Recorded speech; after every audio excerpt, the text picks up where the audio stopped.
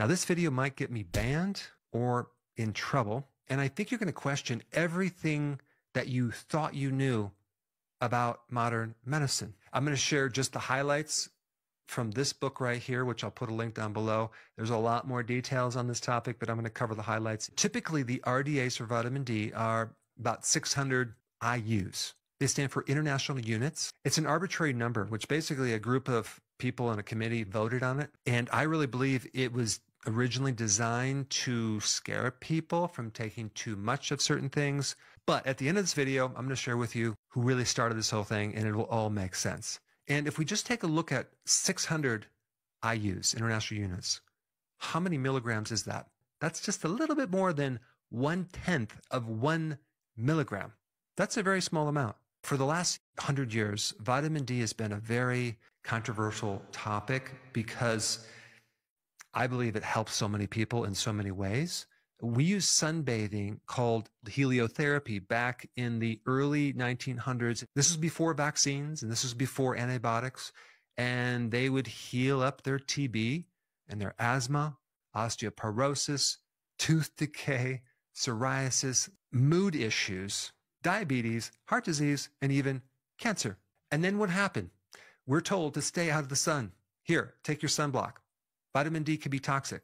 What you need to know is 600 IUs is basically standing out in the sun in the summer 1.8 minutes, less than 2 minutes. 10,000 IUs is standing out in the summer sun for about 30 minutes. But in the last 100 years, this number 600 IUs has been pushed on people. That's what you need. And because of some vitamin D toxicity issues, the government commissioned the University of Illinois, Chicago to do a study on the toxicity of vitamin D. The previous reports of vitamin D toxicity was related to improper production techniques. So it really wasn't about the vitamin D itself. It was in the manufacturing of vitamin D. Now, this study that they did went on for 9 years. It involved hundreds of doctors, 773 patients, 63 dogs. Take a wild guess what type of dosage they used for vitamin D. 200,000 to 1 million IUs.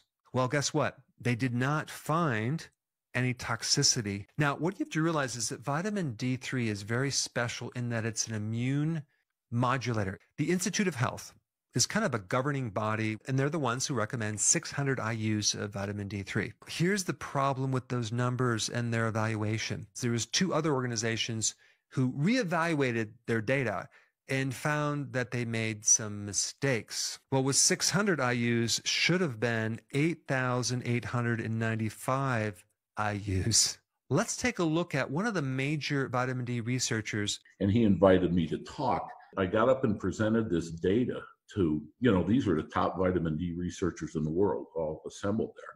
It was vicious, the attacks of how vitamin D doesn't do this. How could you say this? I said, I'm just presenting the data that we have assembled. You're walking on guys' careers that have spent their whole career doing this stuff. They never conceived that this could be true. You don't know what you're doing. Well, the government wasted a whole lot of money here for you to conduct these worthless studies. The same type of thing happened to the professor who discovered folates, was chastised and not believed for decades, that how could a nutrient have this kind of an effect? Of course, he turned out to be true, but it was the same sort of attacks. Take a look at these interesting graphs.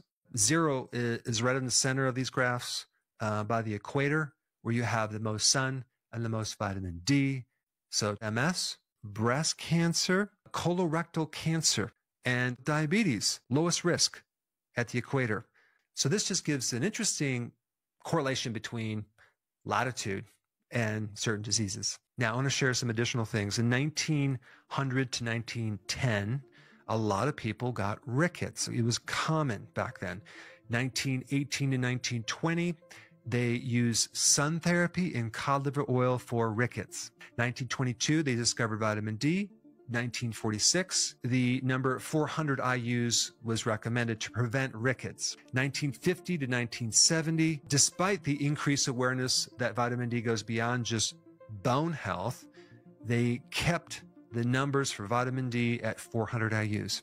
1980, there were more benefits for vitamin D for your immune system, for other chronic diseases, but they kept the same 400 IUs for vitamin D3. Then in 1997, the Institute of Medicine updated the RDAs. They wanted to introduce something new called the adequate intake because they said the RDAs weren't very scientific. So take a wild guess what they recommended at this point. 200 IUs for adults, 400 IUs if you're 51 to 70, and 600 IUs for over 70. Finally, in 2010, they went up to 600 IUs for adults under 70 and 800 if you're over 70. Now, this whole time, they're recommending 400 IUs.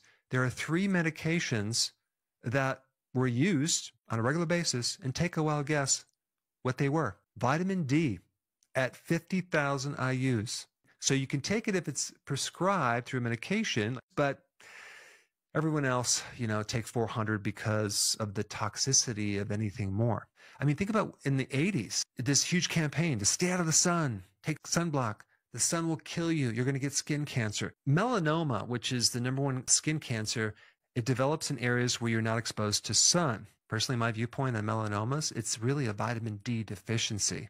Vitamin D is needed in 2,700 different genes. There are so many barriers for absorbing vitamin D3. You have the difficulty getting vitamin D in food. You have this thing called vitamin D resistance, which a lot of people have genetically, where the vitamin D receptor won't receive the vitamin D. The darker the skin, the less absorption of vitamin D you get. The older the skin, the less vitamin D you create. The more you weigh, the less vitamin D you're going to absorb because vitamin D gets diluted into the fat cells. But it's very obvious to me that Big Pharma, modern medicine, want you to take extremely low doses of vitamin D, if any vitamin D at all. So this is just scratching the surface. If you want the complete data on this history, check out this book right here. I'll put a link down below in the description.